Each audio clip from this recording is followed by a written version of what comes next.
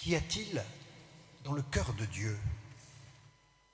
Dans son cœur, Dieu désire que tous les hommes soient prêtres. Prêtres, je veux dire prêtres dans leur cœur. Une vie donnée, une vie offerte, une existence livrée aux autres. D'ailleurs, quand on regarde Jésus, il n'exerçait pas, durant les 33 ans de sa vie sur la terre, il n'exerçait pas le ministère des prêtres juifs. Jamais on ne l'avait vu revêtu des ornements des prêtres juifs, ni même officier au temple.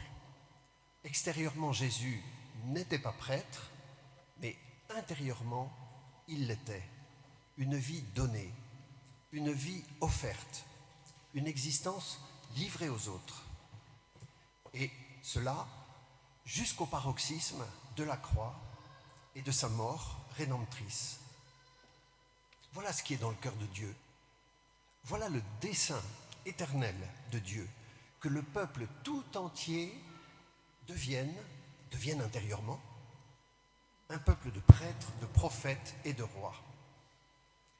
Et si, du sein de ce peuple, certains sont appelés à devenir ministres, ordonnés, prêtres, diacres, évêques, c'est pour que le peuple tout entier soit sanctifié et en reçoive la grâce. Cela sera formulé dans quelques instants dans la grande prière d'ordination, je cite, « Pour former un peuple sacerdotal, Seigneur, tu suscites en lui, par la force de l'Esprit Saint, les ministres de Jésus le Christ. » Et une question qui trotte tout de même dans la tête. Pourquoi les prêtres sont-ils nécessairement des hommes? En célébrant l'Eucharistie, le prêtre, à l'autel, tient la place du Christ époux. Et il agit au nom du Christ époux face à l'assemblée épouse du Christ. De même que le vendredi saint, sur la croix, le Christ en croix est en face de la foule pour qui il donne sa vie. De même, le prêtre, à l'autel, agit, comme on dit, in persona Christi capitis, il agit en la personne du Christ pour l'Église du Christ. À vrai dire, en toute célébration de l'Eucharistie, le Christ sanctifie son Église. Saint Paul le dit avec ces mots, « Le Christ a aimé l'Église, il s'est livré pour elle, afin de la sanctifier en la purifiant. » Oui, le Christ aime l'Église. Et du coup, on peut écouter le mystérieux dialogue du Cantique des Cantiques qu'on peut mettre sur la bouche de Jésus. « Que tu es belle, ma bien-aimée, que tu es belle, tes yeux sont des colombes. » Lors de la messe, entre le prêtre et l'assemblée, il y a l'autel.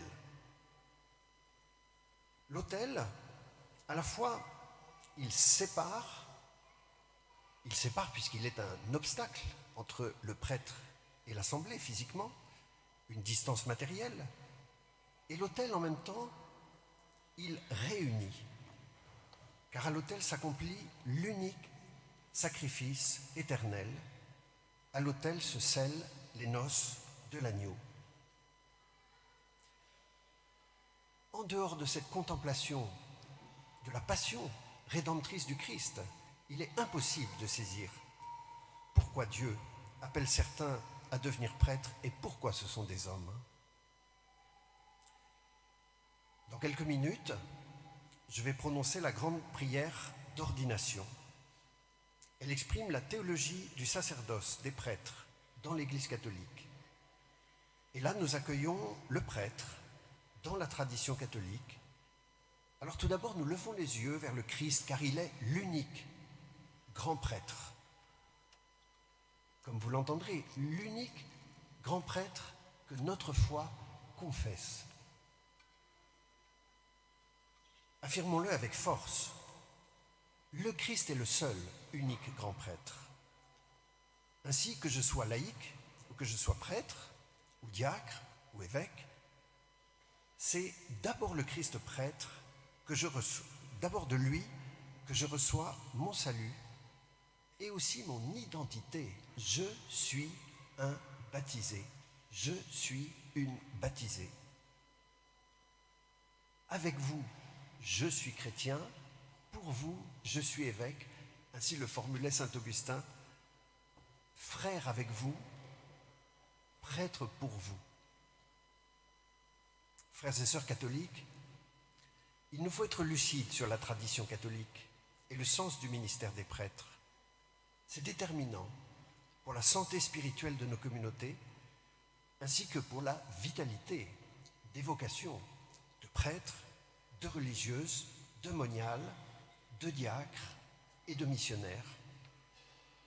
Les prêtres sont en charge de la célébration des sacrements, et ce sera à nouveau exprimé dans cette grande prière. Je cite, à propos des prêtres, « Qu'ils soient de fidèles intendants de tes mystères, pour que ton peuple soit régénéré par le bain d'une nouvelle naissance, c'est le baptême, que ton peuple reprenne des forces à ton autel, c'est l'Eucharistie, pour que les pécheurs soient réconciliés, c'est la confession, et les malades relevés, c'est l'onction des malades. » Frères et sœurs, nous sommes résolument engagés dans une expérience de synodalité. Depuis plusieurs années en particulier avec le synode initié par le pape François. Est-ce que la démarche synodale change la théologie du sacerdoce? Si on croit qu'une église synodale change la théologie sur le sacerdoce, on se trompe. Une église synodale ne change pas la théologie. En revanche, elle appelle les prêtres à une nouvelle manière de collaborer, tout comme les évêques et tout comme les fidèles laïcs. C'est pour tous un chemin de conversion. Cher Thomas, tu reçois l'ordination sacerdotale en une de ces heures de l'histoire où les crises sont multiples. Les paroles que Jésus adresse à ses apôtres résonnent dans l'évangile d'aujourd'hui avec une force particulière. À vrai dire, Jésus est en train de marcher sur un chemin avec ses apôtres. Ils sont de retour d'une mission, on dirait une semaine missionnaire, et ils aspirent à se reposer. Et Jésus les interroge sur leur méthode, on va dire leur manière d'évangéliser. Et il leur pose la question, Jésus leur demanda, « Et vous, que dites-vous à mon sujet? Pour vous, qui suis-je » À vrai dire, il y a deux questions différentes dans la question de Jésus. Il y a la question objective, « Quand vous parlez de moi, que dites-vous? Qui dites-vous que je suis ?» C'est l'objectivité de la parole que vous adressez à votre interlocuteur. Et puis, il y a aussi la question subjective, « Pour vous, qui suis-je » C'est très éclairant pour le prêtre. Et j'ajoute, c'est très éclairant pour tout chrétien qui est en mission de catéchèse ou d'évangélisation. Car la double question de Jésus met le doigt sur un aspect que nous devons clarifier chacune et chacun personnellement. Où en suis-je? De l'objectivité de ma parole sur Jésus-Christ. Le prêtre, ou le catéchiste ou la catéchiste, est chargé au sujet de Jésus d'exprimer l'objectivité de son identité. Au sujet de Jésus, voilà ce que dit l'Évangile, voilà ce que dit le catéchisme de l'Église catholique.